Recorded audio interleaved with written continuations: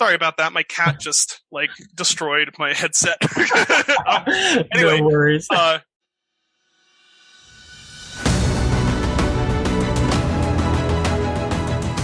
Welcome to Under the Lens. Come and enjoy an extraordinary, raw, and unfiltered podcast that delivers debate, discussions, and interviews about film, pop culture, and everything in between. Here is your host, film critic and journalist, Byron Lafayette.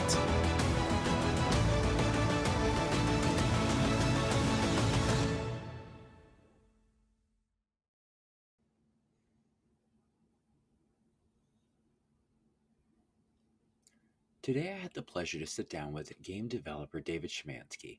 You may know him from such hit games as Dusk, Iron Lung, and the upcoming stealth horror FPS Gloomwood.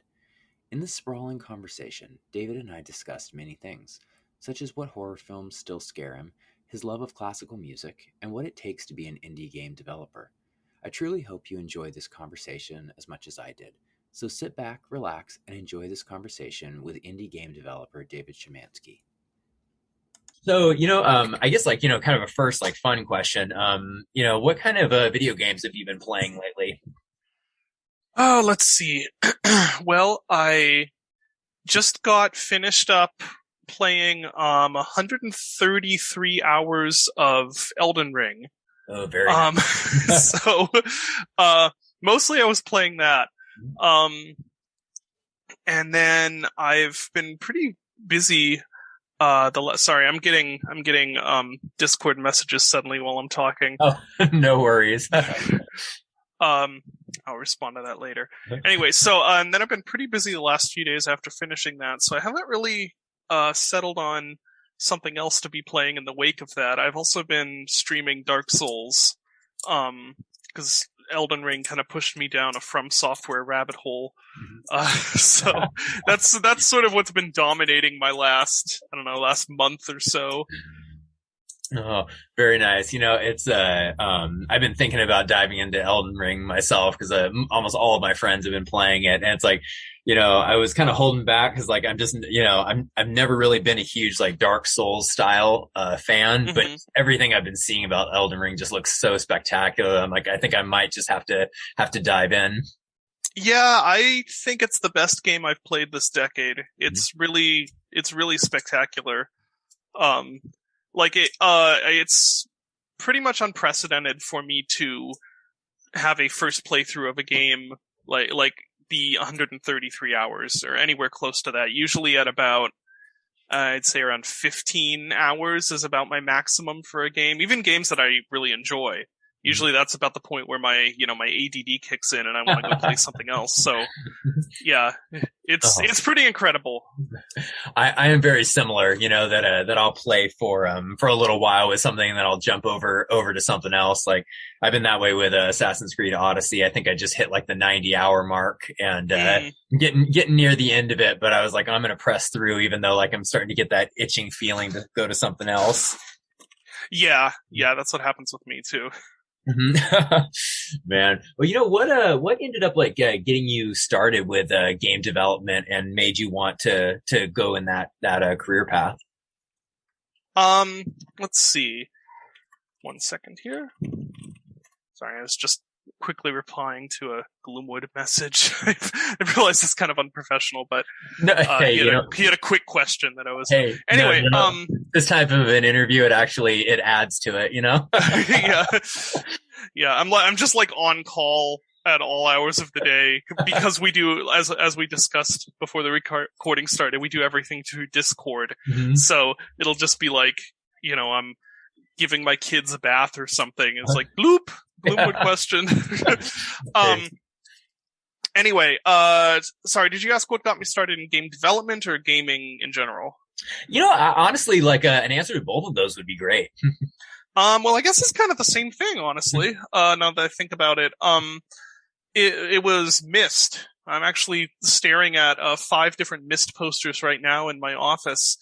It's one of my favorite games ever because it's what really started my whole love for a lot of stuff in games. When I was in elementary school, I was obsessed with it.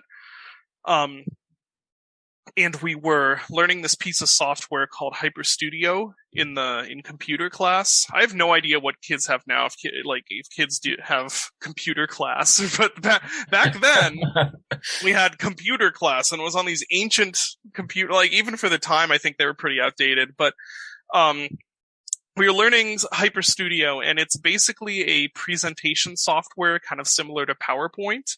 I don't even know if that company exists now. I don't know if that is still a thing, but it was like a slideshow software, and it's very similar to HyperCard, which it may have even been just a later rendition of HyperCard. I'm not sure, but HyperCard is what was used to assemble Myst, because Myst was basically just a whole bunch of a whole bunch of like pictures, a whole bunch of renders. That's what made up the game world. And so they assembled it all in HyperCard, and that's basically what the game was made in. And one day it just suddenly clicked for me that, like, wait a second, like, I love Myst. We're learning HyperStudio. I could, like, make my own game sort of like Myst in HyperStudio. So I did that, and it kind of didn't turn out great, but it was a game that I made. And that's what got me on the path toward learning, then I learned Microsoft QBasic, which is this really kind of underpowered, DOS era programming language. And I made a few ASCII games in that. And you can actually get those, now. If you buy Dusk 82, I included those in the goodies folder. They're with like DOSBox to make them playable and stuff. If anyone's really interested in seeing like the beginnings of, where I started things. That's awesome. And then moved on to like when I went to college, I ended up moving into working in Game Maker, and then sometime after I graduated, I started with Unity, and Unity's where I actually kind of started game dev as a professional career. Yeah, that's really cool, and because it's everybody. I always love hearing about everybody's different journey of like how they start with either gaming or game development. It's really interesting. It's like, for me as a kid, my dad would take me to work with him, and to keep me occupied, he would turn on, it was a Descent 2. Oh, okay. keep me occupied on, I think it was like a Pentium 3, I think. It was just something that just kept me occupied for hours and hours. It was just like such a cool thing for me at that age. Yeah, I've never played 2. I've played some of Descent 1. Never 2, though. I think I own it somewhere. Yeah, it was a fun game. I have been thinking about revisiting it over the last few years, but I was kind of scared because I have just this kind of like nostalgia glasses, Yeah, that is scary. I revisited Myst, actually, and I guess a couple different ways. Because the remake, the like 4th remake of that game came out recently. And it's for VR also. So I like replayed it there, and I also have played some of the original recently too. And it's like, some ways it doesn't hold up to my memory, but some ways it does. And sort of, it's a bit of a bittersweet experience, but it's also interesting to revisit that. And I feel like it doesn't take away from the memories. Cause like the way the game affected you, like even if you play it now, it doesn't like take away from that. But yeah, it can be kind of like, oh, this isn't quite as, as amazing looking as I remember. Like I remember Myst just looking, mind-blowingly realistic, and you go and play it now and it's like these super low res, limited color palette renders of these environments that, at the time in, what was that, 93, I think it was 93. Mm-hmm. Yeah. At that time, it was like absolutely cutting edge 3D renders, and they could only do them in, they could only be renders. You couldn't do that at all in real time. And now, of course, anyone with a PC and access to the internet, you can download Unity and make something that has higher fidelity than that in real time. It's kind of crazy. It really is. I revisited Half-Life Blue Shift about a year ago, because that was one of the first shooter games that I was introduced to. And underrated expansion, in my opinion. Very much liked so. Blue Shift. It was, yeah. I always felt that I liked it a lot better than Opposing Force, and it was good. I'm kind of there. Opposing Force added a lot of cool stuff, but it was sort of like a a kitchen sink approach, Mhm. in my opinion. It just threw everything in. But anyway, I guess that's kind of off topic. This is what happens. I should have warned you in advance that I always talk a lot. So however long you expect the interview to take, it's probably going to take longer. Hey, you know what? It's no worries at all, because these type of interviews are always my favorite. Because you always end up learning and talking about things you didn't expect, and it makes it a lot of fun and interesting. Yeah. I did that with Rob Liefeld one time. We were talking about like Deadpool, and then we ended up going down this rabbit trail talking about like X-Force for like 20 minutes. And okay. it was super. It turned the interview was great though because of it. So don't worry about it. Probably like one of your most well-known games, is Dusk, I would say. The most well-known by a huge margin. Yeah. And what was kind of the inspiration for that game? Because it's so cool, and it's so much fun to play. And just like what kind of put that seed into your head to start making that? So I guess this works pretty well with the last question, I guess, because the game that I was obsessed with in elementary school was Myst.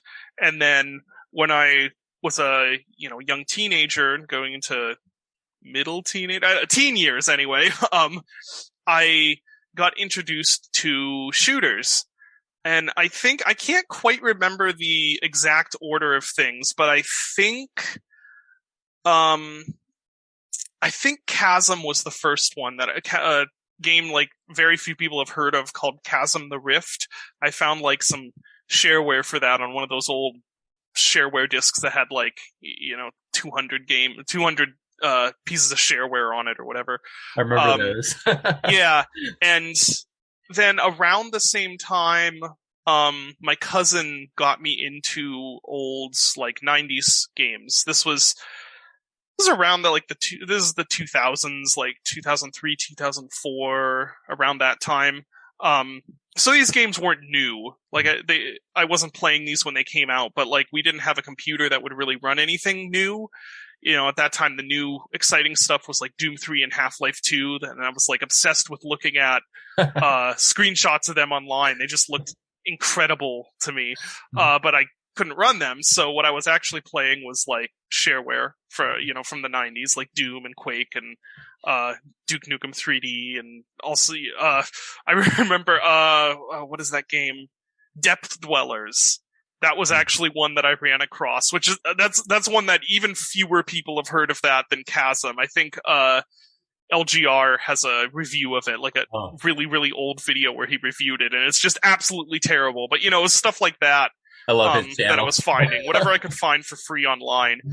And one thing, I fell in love with all these games and that whole style. But in particular, one thing that I really resonated with me was actually the visuals. And this is like 2004. So this is the time where Quake and Chasm and stuff, would have looked old, but not retro. They just looked, outdated.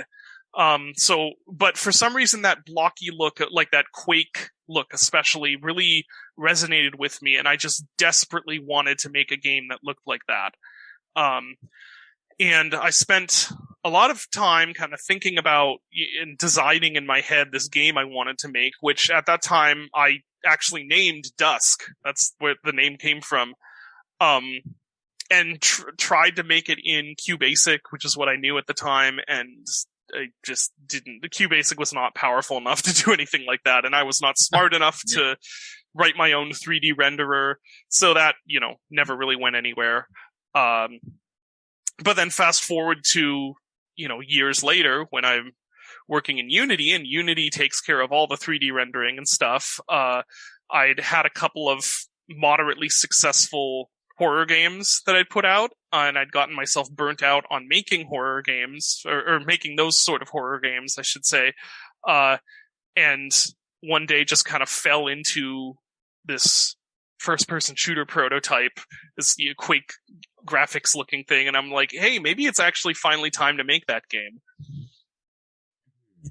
Man, that's awesome. Cause yeah, and like so many of the mechanics of it are just like so much fun, the slide, Yeah. and, it's just like, I'm sure a lot of people mention that, but, Yeah, all of that was just kind of like people ask, what made you add the flip and stuff? I'm like, I don't know. I just thought it'd be fun. I was experimenting with all this stuff that I'd never done before. I'd made, other Unity games and I'd made other games in general, but I'd never made a full 3D like polygonal FPS before. And so there was just all this stuff that was really experimental and, new. And so my brain's already working in this space of like, what other crazy new stuff can I try?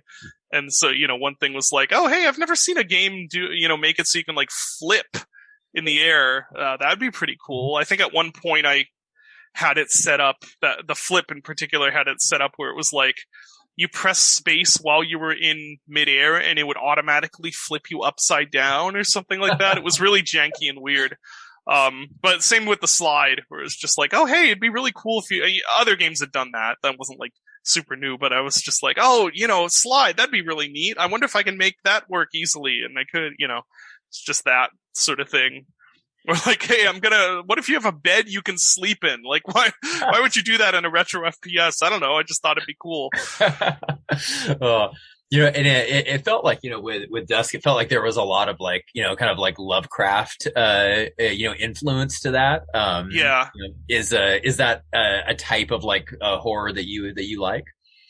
Yeah, in a way. I think much like a lot of things, the modern perception of what Lovecraftian means is maybe a bit different than what Lovecraftian actually meant. I know this was an annoyance I had for a while with retro FPSs, because for a while, in like, I don't know, excuse me, the late aughts and stuff, people would be talking about retro games like Serious Sam or Painkiller or even the Shadow Warrior remake in the early in like 2013 and stuff, and they're being like, oh yeah, this is like back to basics sort of shooters. I'm like, that's not really what shooters were like back then, though. Like, I love all those. Well, I'm lukewarm on the Shadow Warrior remake, but I love Serious Sam and Painkiller and stuff. But it's like those aren't really like what Doom was. You don't have the level design, you don't have the really bespoke elements of the enemy placement and all this stuff. I feel like there's a bit of a similar phenomenon when it comes to Lovecraft stuff, where there's a lot of new wave Lovecraft stuff I do really like, but it's definitely a case of like, oh yeah, Lovecraft, that means like weird tentacle monsters and like cosmic deity lore and stuff. And the part of it that I really like is the unknown aspect. Mm-hmm. And that's what a lot of Lovecraft's actual writings were pre, the Cthulhu mythos, which I think he did help write, didn't he? I think he and another guy wrote that. Anyway, that doesn't matter. But, like, it's the mysterious, you're just getting this glimpse of some unknown horror element that I like about Lovecraftian stuff. Not so much well, I guess, even Dusk is, guilty of this, where we have Nyarlathotep, the god that you're shooting with a super shotgun, double barreled shotgun, and like, it's a boss battle, and, that's not really Lovecraft type horror, but No, it's still fun. That is very true what you said of like the unknown, because I can't remember. I think it might have been at the Mountains of Madness, I think, where like he talks about the character turning and looking behind him and losing his mind, but you never actually know what it is. Like he doesn't actually tell you. Mountains of Madness is a really interesting one too, because that's like one of the few stories he wrote that was really, really focused on that Cthulhu mythos element, and went like really uncharacteristically hard into explaining stuff behind it, whereas a lot of his stories were like, oh, here's this weird thing that happened that a friend of a friend of a friend told me about, and it's just, they're basically creepypastas from that day. Like, they were meant to be something that you could read and be like, oh, this could actually be real. Like, that's why there's so much annoying detail to things that we read it now and we're like, wow, this is really dry, and like, there's so much unnecessary detail, and it was all to build up this idea that, this has, this has like a basis behind it. This could actually be a real thing that's out there. And describing it as that era's creepypasta is probably like the most perfect description of like Lovecraft I've heard. That's amazing. Yeah, it kind of was. And some of them are really, go really hard on that. Like the whole scary part about it is just supposed to be that feeling of like, oh, this could be actually something that happened, which is completely lost nowadays, of course. It's very true. With horror has really lost that, which is kind of too bad, because there is something that can be extremely scary in those type of stories if written properly. Yeah, well, I think that's probably part of the reason that, for whatever reason, the only horror movies that can really get to me now are like found footage. As far as actually creeping me out. And I know found footage is one of those subgenres that is sort of like looked down on, and I can understand why, because there's a whole bunch of found footage movies that are just sort of crappy Blair Witch rip-offs and stuff like that. But for whatever reason, that format like gets to my brain and like creeps me out. There is something about those, because I think I don't know, it gives that kind of like POV, I don't know, feel to it, almost like you're there. I don't know. So yeah, it's kind of an immediacy to it. Mm-hmm. No, I would agree with you that there is definitely an aspect of that can get to you way more than some of the other ones can. I don't know. Yeah. Might be the immersive to it. Yeah, that's probably part of it also. It would be really cool to see a horror movie well, actually there have been some like this, kind of. Like a horror movie that's in first person, but it's not really, like, there isn't a found footage gimmick. It's in first person. But I think, what was that movie? Chernobyl Diaries. That's it. That one was kind of like that. That was a kind of a terrible movie also, but it did the thing where it was filmed like a found footage movie, but there wasn't actually a found footage gimmick. It was just, that's how it was filmed, which was kind of neat. And I feel like it's not really a horror movie, but like what was that one that kind of did it almost like it was like you were looking through the person's eyes? I think was it Searching? I think it was might have been Searching. Oh, really? I haven't heard of that. I was thinking of like Hardcore Henry. Oh, yeah, because Searching was kind of like it was a guy looking for his missing daughter, but he's doing it all via the computer screen, so you're only ever looking at his computer screen. Oh, that sounds cool. Was it good? I really liked it. Yeah, I found it was a online okay, that sounds like something I would really like. Yeah, and it's him, like, that's two things that creep me out. It's like the online horror stuff and like first person footage horror. Yeah, I think you might like it if you're into like the found footage type stuff. I never found it to be super, like overdrawn out or anything. They kept the tension up really well. And like I said, it really wasn't horror, but I thought it was pretty well done for what it was doing. I'll definitely have to check that out. That sounds right up my alley. Yeah. And since we were talking a little bit about like Dusk and changing some stuff up and everything, it reminded me, in this era of like, everyone's like doing like remasters of games, kind of how you were mentioning of like the remasters of, Duke Nukem and everything. And, they're remaking stuff and everything. And I loved that you actually did like a demake of Dusk in 2021. Like, yeah, I went the other direction. And, like, where did that kind of idea come from of like, I'm going to take this all the way back, to that style of game? So that was from a couple of different angles, I guess. Like I mentioned, I started out making like ASCII games in QBasic.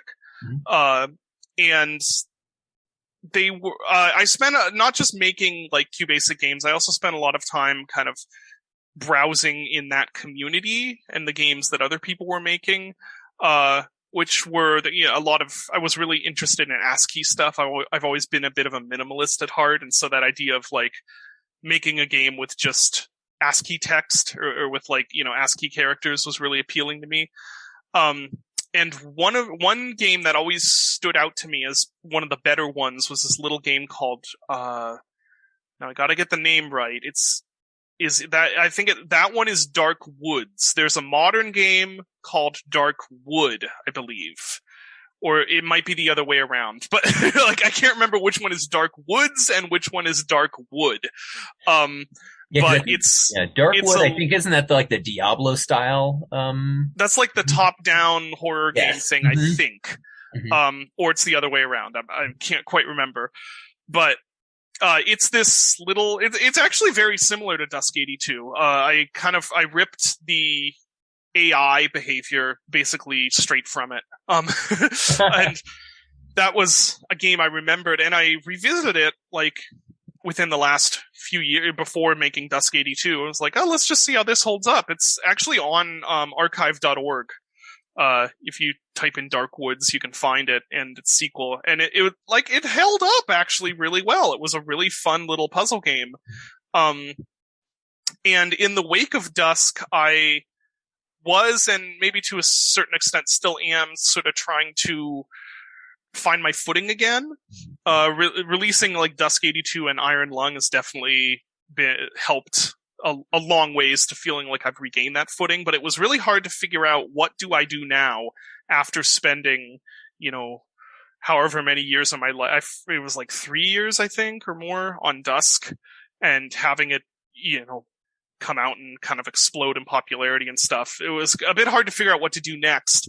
And to keep myself busy, I did smaller projects, and that's kind of what I'm still doing, is I'm doing smaller projects while working on like Gloomwood and stuff. And I happened to find that on Steam they had done a re-release of Chip's Challenge, which I think that's a game a lot of people my age probably remember playing in like school libraries or whatever. Which is another old, puzzle game. And I played some of that, and I grabbed the re-release version, played some of that, and was like, this actually kind of holds up also. Not in all ways, but it's still, there's something very satisfying about this whole adventure puzzle game style, where it's not quite like now where you play a puzzle game and it's really, really a puzzle game. It's just like designed around the puzzles and stuff. It's like, it's kind of a little bit of a level-based adventure game, but also it's really puzzle focused. I don't know, something just stood out to me about it. And I started thinking about, it'd be really easy to make one of these nowadays. Just make a tiny little puzzle game for fun. And it quickly, I was like, what if it's Dusk themed? And originally I was just going to make it on my own and, just this fun little Dusk themed game to release to people. And then, Dave kind of had ideas for what purpose it could serve as, with New Blood stuff. And so then it became a New Blood game. And then as we're working on it, it's like, oh, this is kind of a prequel in a way. Like it's like a Dusk prequel. So that's kind of how that happened. It was just, I wanted to make a fun little puzzle game, and little by little it turned into a Dusk prequel. Man, that's really cool. Yeah, because it's I haven't played Dusk 82 yet, but yeah, it's like it's gonna be definitely one I pick up, because it just looks like a lot of fun. Yeah, it's one of my favorite games that I've made out of everything. It's definitely, I don't think it's the best one, but it's the one that I'm kind of most proud of in a way, just what it represents. It's just a little puzzle. It's returning to, my childhood making games like that. I think it's really fun for what it is, and I really like the community modding potential it has, because you can do all sorts of stuff with it. Really easy to use level editor. It's got the workshop support. It's got really easy sprite replacements, so you can make people have made, Ultima, like a Ultima tile set or like a Donkey Kong Country tile set and all sorts of stuff. Yeah. It's just, I'm very fond of it.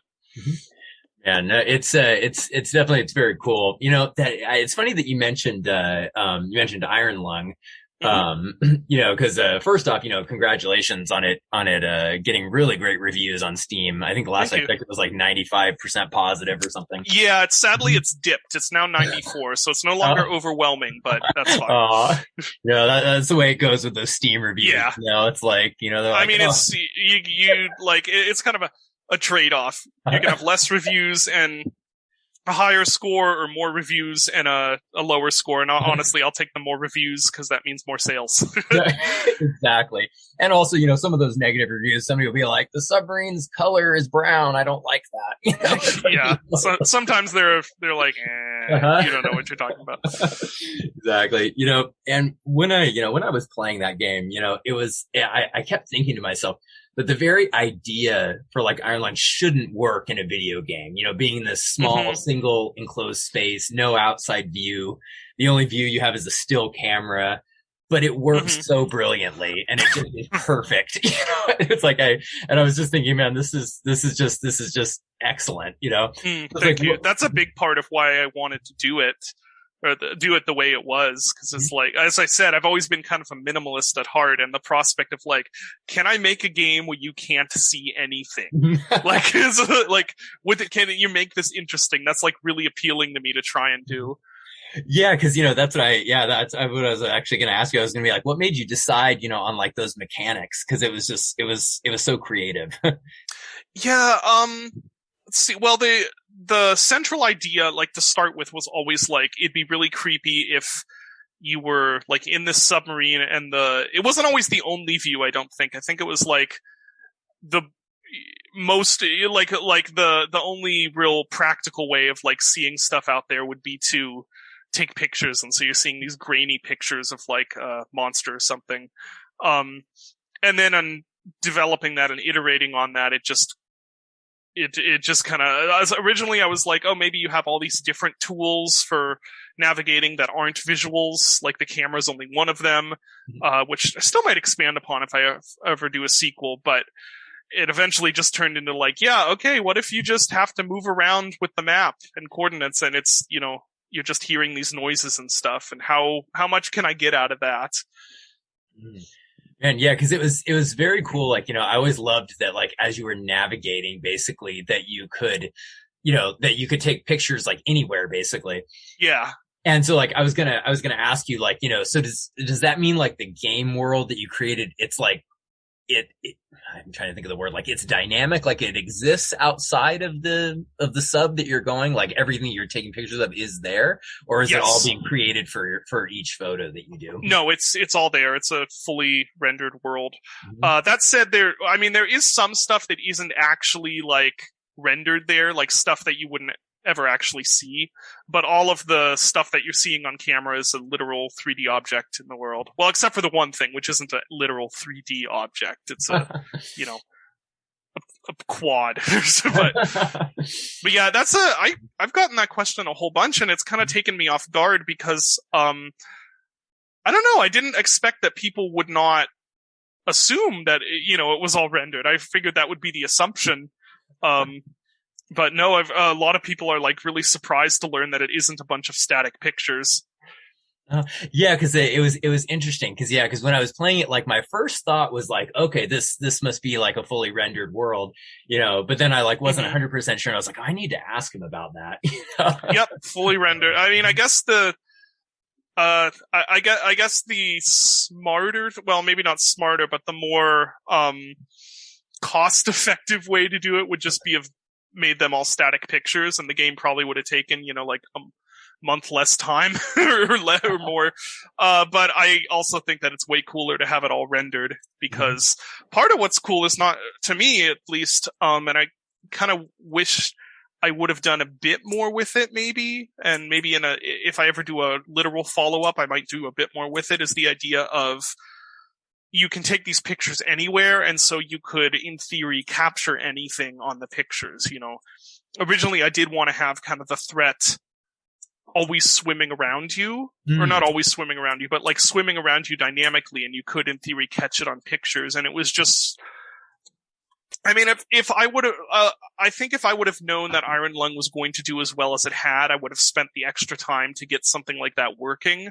But at the time when I was working on it, I was like, I don't think this is going to I didn't think it was going to do that well at all. I thought maybe a few people would play it and it'd be like this niche little horror game. And so I kind of just wanted to experiment with the concept and get it out there and not spend a whole bunch of time iterating on something that potentially was, you know, that no one was going to like. Mhm. Which in hindsight, again, if I'd have known it was going to do this well, I probably would have made sure to hide more stuff, and things like that. But at the time, I figured that it was just going to be wasted effort. Which I don't know if that was the right way to think or not. I'm still kind of mulling that over, given how unexpectedly well Iron Lung did. I'm kind of mulling over decisions I made during the development to figure out, okay, was this a good decision, or should I have, done this or this, part of that, the endless learning experience of releasing indie games. No, it's true. And it's like, I loved a lot of the aspects of like Iron Line, of like some of the stuff that was surprising, that it was like, because it had that kind of, that feeling of, like dread, Yeah. There's not necessarily, any like jump scares 100%. There are a few. Well, there's the one. It's like, which has been one of the most divisive aspects of the game, actually. And that's like the first actual jump scare I've done in a horror game. So it's been really interesting to see the responses to that. And that's another thing that I'm still kind of mulling over, and like, trying to decide if that's something that I'd want to do again, or, whether that was a good idea and stuff. Cause it's been, the responses to it have been divisive. Like, I've actually gotten negative reviews because of it. Which is, yeah. That's weird. It's interesting. Yeah, I wouldn't have, definitely, like, I liked that part. I wouldn't have thought, that people would find that negative.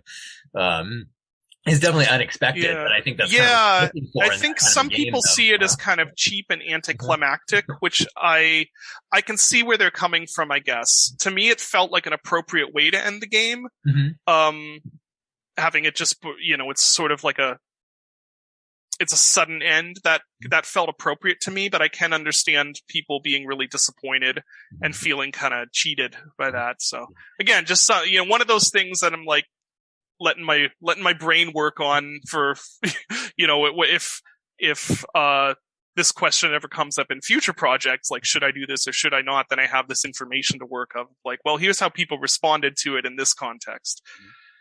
Yeah, because, I always felt that the ending, like you said, it made sense, to me, because I think that, because there was a part of me that thought there was going to be a different ending, because, like, when you kind of get the clues to the backstory a little bit, you're kind of thinking it's going to end a different way, but then it ended exactly the way the main character said it was going to end, so it's kind of, so it worked. Yeah. And the interesting thing too, is in games in the past, I've also gotten, I don't remember if I've gotten negative reviews, but I've definitely gotten negative comments, about, like, people being disappointed that there wasn't a climactic jump scare at the end. So I don't know.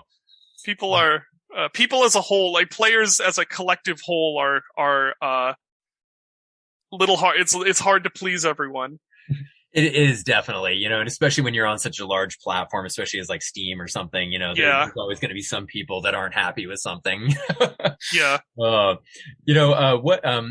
like Iron Lung, like, one thing I was curious that I did want to ask was, like, what made you decide, when you were kind of coming up with your game world and your story and stuff, what made you decide to go with an ocean of blood?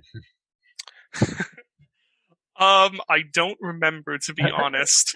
It is, so I don't want to reveal how much of the story I have planned out, like the story in the world I have already planned out, and how many of the answers I don't have planned out.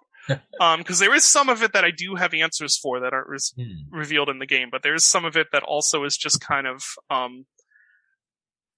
I wasn't really sure. I just put it in because I thought it was cool. But that one was just sort of a random idea I had that then developed into a part of the world. Yeah. Well, it's definitely cool. And, it was definitely a game that I enjoyed a lot. So I definitely hope maybe at some point in the future, maybe we get like a Iron Lung Part 2 or something. Yeah, I have a bunch of ideas for that world actually was something I had the idea for before Iron Lung. And while, working on or while like iterating and developing the concept for Iron Lung, it was like, wait a second, this would be a great candidate for taking place in that world. So I do plan on revisiting that world in some way. I don't know if it will be a literal direct Iron Lung sequel, though. I don't that I'm still thinking about, because there's definitely other stuff I could do with the whole gameplay concept and stuff, but I'm not sure if it would be a good idea or not. But yeah, I do plan on revisiting everything in some way. Well, that's good to hear, because I think the world that you created for that game was very cool, and it was, thank you. The hints to the greater catastrophe and stuff. I enjoyed, and it was something I really hadn't seen before in a sci-fi game. So it was cool. And, moving on to your game that you're working on right now, Gloomwood. Yes. Which I'm a co-developer on. That's actually more of a Dylan Rogers game than a David Szymanski game. I'm just there to help out, basically. But I am happy to talk about it, though. Just wanted to make sure I'm not credited as like the Gloomwood guy, because it's really not my baby. How did you end up getting involved in that project?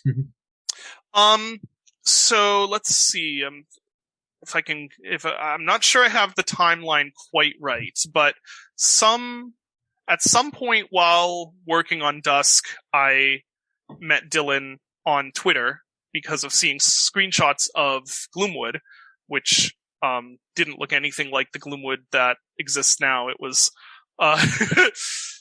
it was like a roguelike pixel graphics sort of game. It was very different. But I thought it looked pretty cool. And so we kind of started up a friendship.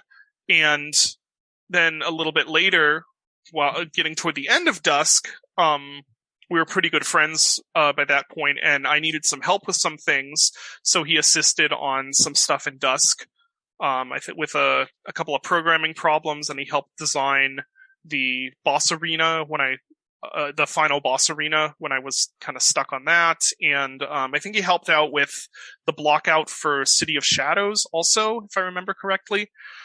So he helped out on Dusk anyway. And then after Dusk released, I was kind of Gloomwood had changed forms by this point. It had turned into more of a System Shock 2 influenced game. It had turned into a proper immersive sim. And I was like, hey, Dave Oshry, I was like, hey, Dave, this game's probably going to be pretty cool. This is my friend working on this. Do we want to make this a New Blood game?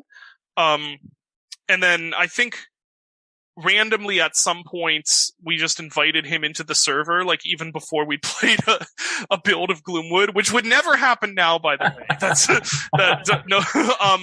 But it was just like, oh, hey, we're talking about immersive sims right now in chat. Let's invite Dylan in, since he's the immersive sims guy. And so and then luckily when he finally did a build, everyone was like, yeah, we could, this should be a cool New Blood game. It would have been really awkward if we played and we're like, oh no, actually this kind of sucks. So yeah, it was just like most of, yeah, like most of early on New Blood, it was very, flying by the seat of our pants. It's just like, oh yeah, invite Dylan into the server. He's like, friend, this is cool. And oh yeah, sure, we'll do that game.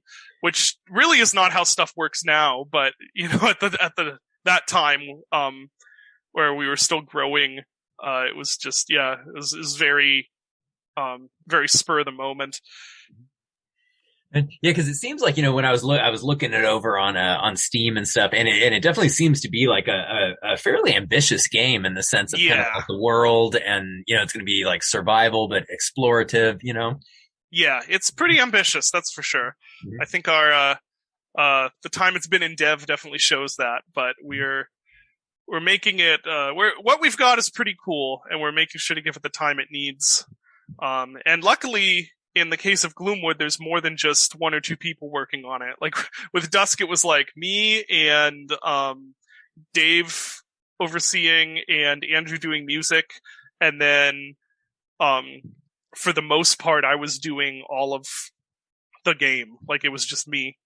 And then, QA guys working on finding bugs and stuff like that. And and a separate team working on Dusk World, because I was not prepared to handle Dusk World.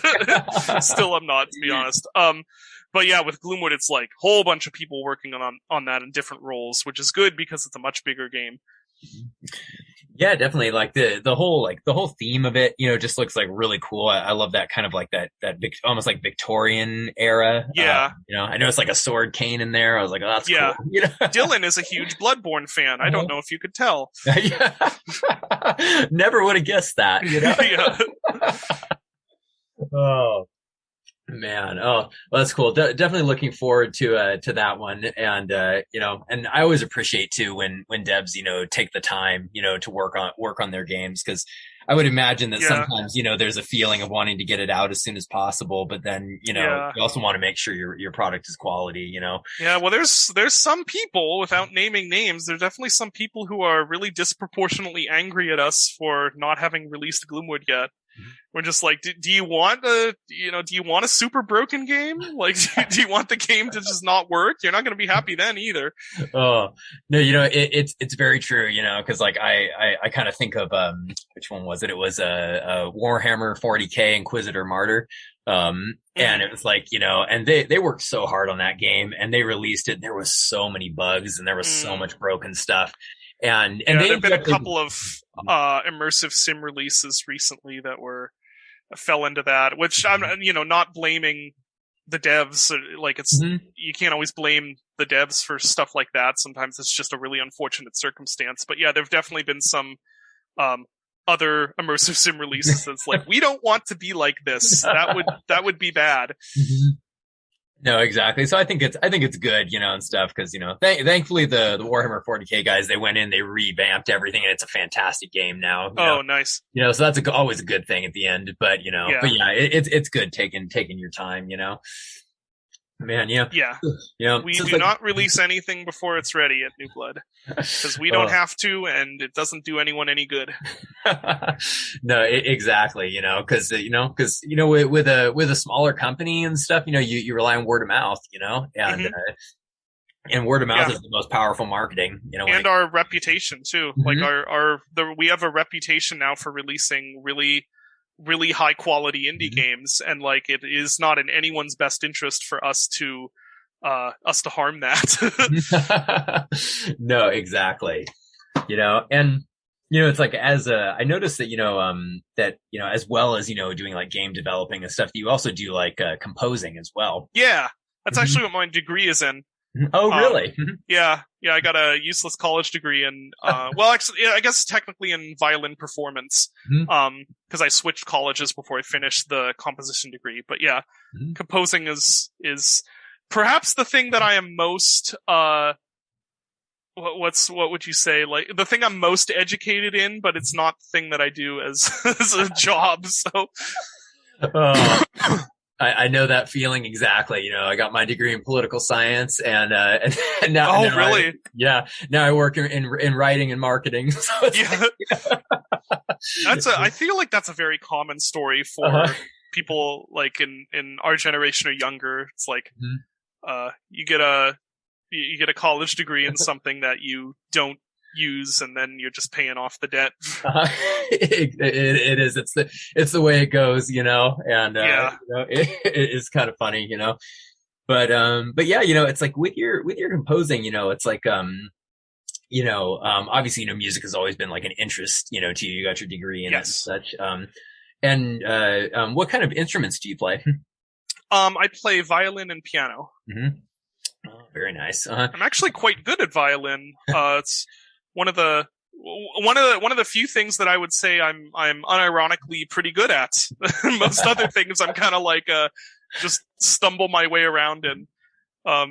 But again, not a thing that I'm really doing anything with.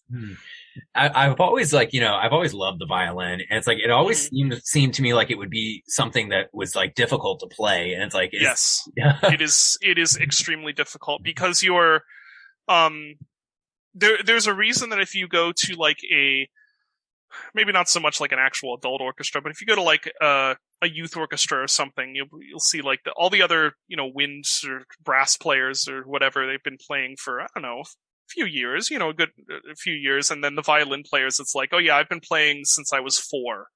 And it's because you have to contort your body into a shape that it was not meant to go in, and then you have to you have to get your muscles to go into this shape that they're not really supposed to go in, and then you have to relax them in that shape, and then you have to do all of these really high speed, high dexterity, finger movement, arm movements and stuff while you're in that shape. It's not. I would encourage, if someone was like, "What instrument should I play?" I'd be like, probably not violin. It's not very ergonomic. It's not an instrument you can really play without fear of tendinitis in your future or whatever. Oh, that is very true. I never would have thought of that, but yeah, the way you're positioned, your arms and fingers, that I would. Yeah, it's ridiculous. I cannot tell you how much of my time in later on in learning violin was just spent trying to get my body to relax, and in doing these things that it does not want to relax while doing. And that's really kind of what makes a really good high level violinist, is being able to do that. Oh. Would you off the beaten track a little bit, but with violin, do you have a favorite classical composer? Yeah, I'm actually really partial to Aaron Copland, even though he's sort of like normie music in a way. But I've always realized his Symphony Number 3 is probably my favorite classical piece. And who else? I've always really liked minimalism, which is in this case I'm talking about the specific 20th century movement. So that'd be like Philip Glass and Steve Reich and guys like that. A lot of I like 20th century stuff, like early to mid 20th century classical music is really where most of my music knowledge is. Man, that's really cool, and it's always nice to talk with somebody who appreciates, classical music, because sometimes I feel like, a lot of people, don't always appreciate, that style of music, It's a weird niche, and I could talk a whole bunch about this, but I'll keep it short, I guess. Like, at New Blood, we've got Andrew, of course, who's a, extremely successful, composer. And we have Hakira, who is, I would say, also a successful composer, although he's primarily primarily kind of known as the Ultra Kill guy right now. And neither of them have any educational background in composition. I know more like music theory and stuff like that than them combined, but it doesn't matter, because a bunch of the stuff that I learned in college with a composition, or getting my composition degree, it turns out is actually pretty useless in the larger scheme of things, and is really only something that's important to know in that specific niche of like classical music. Which I do harbor a little bit of bitterness about, but ultimately there's not really much that can be done now. But it is, sometimes it's very frustrating, where it's like, I spent all this money and, all this time and stuff learning this area of music that ultimately is not actually that relevant to being a actual working composer in the larger creative world. Mm-hmm. That's really interesting, And I think sometimes it seems like, anywhere with like theories, especially in school, it kind of goes that way sometimes. Yeah. Yeah. And even in I think it's part of a larger, a larger phenomenon in academia, which is academia being kind of willfully divorced from the world at large, and kind of in a lot of cases taking pride in that, and looking down on people who are not part of that small insular academic community. No, there is truth to that, because just in like kind of the writing world, sometimes like I write like a lot of like poetry and stuff, and so I kind of like interact with people who are in that subsection of the literature world, and it's kind of interesting that sometimes you see like a lot of the people who are the most successful in like the poetry world are people who have like no training in it whatsoever. Yeah, you go to school, whatever. It's like they'll have a best-selling book, and then I'll have somebody else who's like spent 10 years studying poetry, and they can't get published. And and I feel so bad for them, because their stuff is great, but it's like it doesn't always work that way, Yeah, it's really interesting. That is a very common thing in a lot of creative fields that also have a academic presence. You could say it's a thing in gaming too. Like sometimes people ask me like, or not gaming, in game development, like sometimes people will ask me, you know, where did you go to school to learn game development? Or like, hey, I'm in school for game development right now. And I don't want to speak for everyone, but my impression certainly has been that like getting a degree in game development is sort of like throwing your money in the toilet. At least if you're, I don't have any idea what like corporation, like AAA companies or whatever look for. Yeah. I have no idea. But in indie development, if you're planning on going into indie development and your career path idea is, yeah, I'm going to get a degree in this to go into indie development, I would say that's, I don't know about that. Yeah. Anyone I've ever known who went to a school for game design ended up regretting it, or it ended up not being a positive thing. No, you know, it is very true, because sometimes, you know, when you have that kind of like, I don't know, that work experience, I don't know, just kind of like jumping in, you know, it's like, I almost think of, what was it, what was the guy? It was the famous YouTuber. It was Freddie W, I think. Okay. That he like kind of talked about on like a podcast that he'd worked on all these like YouTube videos and stuff. And then he kind of said, like, looking back on his time, you know, he's like, I was very successful. I had a great time with it. But he's like, I really kind of like should have put that time into doing like indie films, you know, instead of like, you know, cause he's like, if I would have done that, he's like, I probably would have about like half a dozen indie horror movies out. And he's like, I might be like a big name in that field, you know? Oh, interesting. Instead of like the direction he went in and stuff. And it was kind of interesting. It was like a podcast 2 years ago. And at the end of the day, he was like, hey, you know, I had my experience. It was great. I wouldn't trade it. But he's like, you know, maybe, you know, maybe he was like, if somebody else is doing what I'm doing, he's like, maybe do this. Right. But man, you know, it's very cool. But that, what you kind of said actually kind of led into kind of my last couple of questions of, you know, of like, you know, there's a lot of people who, you know, want to get into, you know, the game development world, or who want to get into, you know, like writing games, or, you know, or any of the aspects of making a game. And, what kind of advice would you give somebody, you know, who is just kind of like, hey, this is something I decided I want to do. But they haven't really done it. They haven't really like started moving into that world yet. Let's see. The more I work in indie development, the less I like giving advice, because the more I feel like I don't actually know anything. But I would say, well, first of all, don't listen to advice. Second, I would say don't plan on the first thing that you work on being a huge success. And the common advice is don't quit your day job, which I always hated. Like, when I was younger, I hated that, because what I took that as someone saying, yeah, you may not actually find success. But I would say it is good advice, and if you take it in a different way, which is don't quit your day job, because it will even if you find success, it could take you time. Could take more than just one try. And in games, in indie development, when I talk about games, I just mean indie development, because like I said, I have zero experience in anything larger. But you're kind of rolling a roulette wheel, and Iron Lung's a great example of that. A big reason that Iron Lung was as successful as it was not because I released Dusk, and not because I did anything particularly, you know, smart or unusual with its marketing. It is literally just because a YouTuber who's, I wish I could remember their name. They did a really good video on the game, and it wasn't a Let's Play, it was a analysis video where they said several times, like, go buy this game, it's incredible, or something to that effect.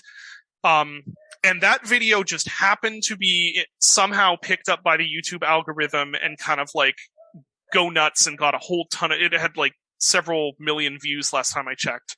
Wow. It just went everywhere. And because it was usually Let's Plays don't actually give you that much, don't actually result in that much direct, what's the word I'm trying to say? Conversions. Yes. Usually they're just more like, they're nice exposure, but they don't result in that many conversions to people buying your game. But this was an analysis that was specifically like, go buy this game. And that's the main reason that Iron Lung did as well as it did. And that was entirely down to luck. Luck on my part and luck on that guy's part, because his channel was like, a modest little channel, but he did this really good video and it ended up getting picked up. And I remember both of us were like independently like, wow, what the heck is happening? Like, he was like, why is my video getting this many views? And I was like, why am I suddenly getting this many sales?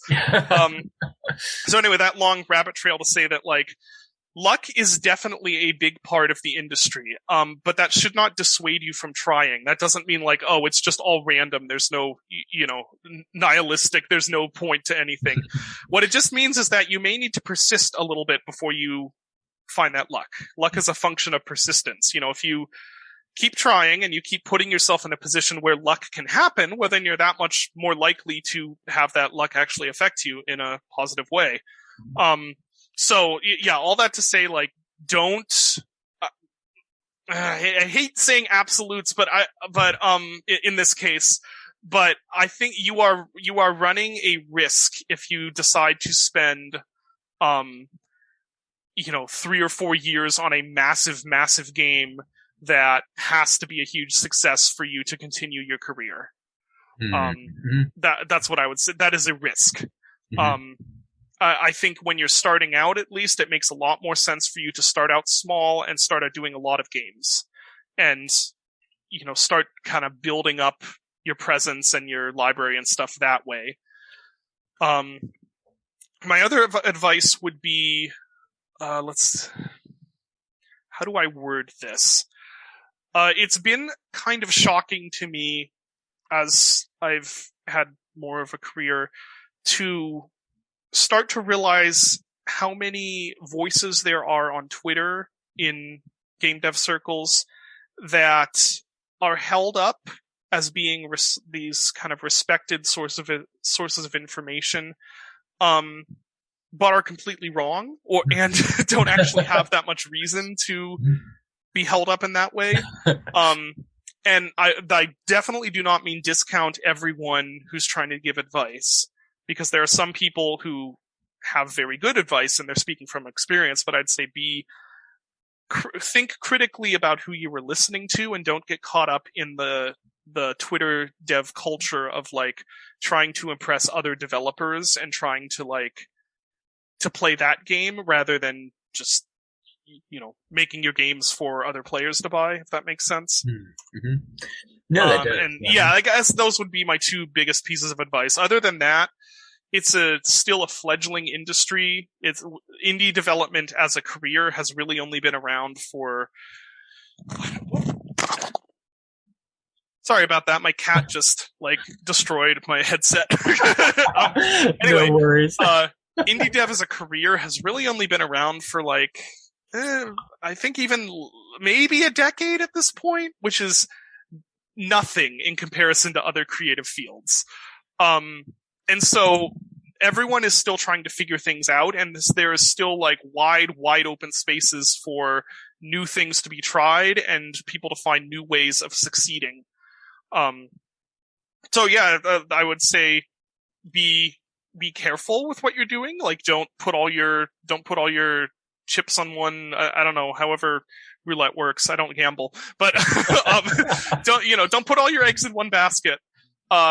Be prepared to have to try a couple times and not just have everything work out immediately, and be creative with how you're approaching things and be ready for, to make good on success and to weather through failures. I think that's excellent advice, and it's so very true what you said. Don't put all your eggs in one basket. Because I'm reminded of the case of Kurt Schilling's with Project Copernicus and Kingdoms of Amalur. Yeah, there are a couple specific, I'm not going to name names, but there are definitely a couple specific examples I'm thinking of developers that really had a really unfortunate experience with working on something for a while and having that just fall through. There's one in particular I'm thinking of where it's like, what if that game had come out when it started development?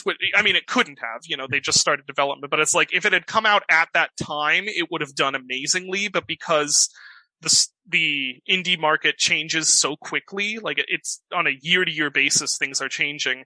By the time it actually did come out, after being a few years in development, it was just like, it didn't do nearly what it needed to do. That's unfortunate. Oh, and it's always sad to see, Yeah. Because like I say, people put a lot of work into it, Yeah. No? And money in some cases too. And that's when it's really unfortunate, where it's like they put all this money into the game also that they're now in debt for. It's like, oh Lord, I'm so sorry.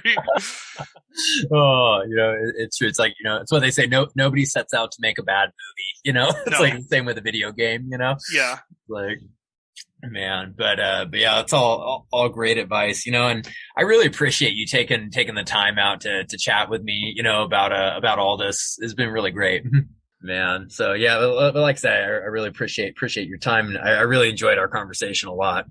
Yeah, thank you. Not a problem at all. Man, yeah, and definitely, whenever you have a new game out or anything like that, I'm more than happy to try and give as much spotlight as I can to it. So. Okay. Yeah. Yeah. Man. All righty, man. Well, I'll let you go because I'm sure you probably have a lot of important stuff you need to do with your work. So. Well, not so much work. I need to go do family things. Gotta go rescue my wife from our children. Well, thank her for lending you over to me for this. So. Will do. All right, man. Well, like I said, it's been a pleasure. Yeah, no problem. Thanks for having me on.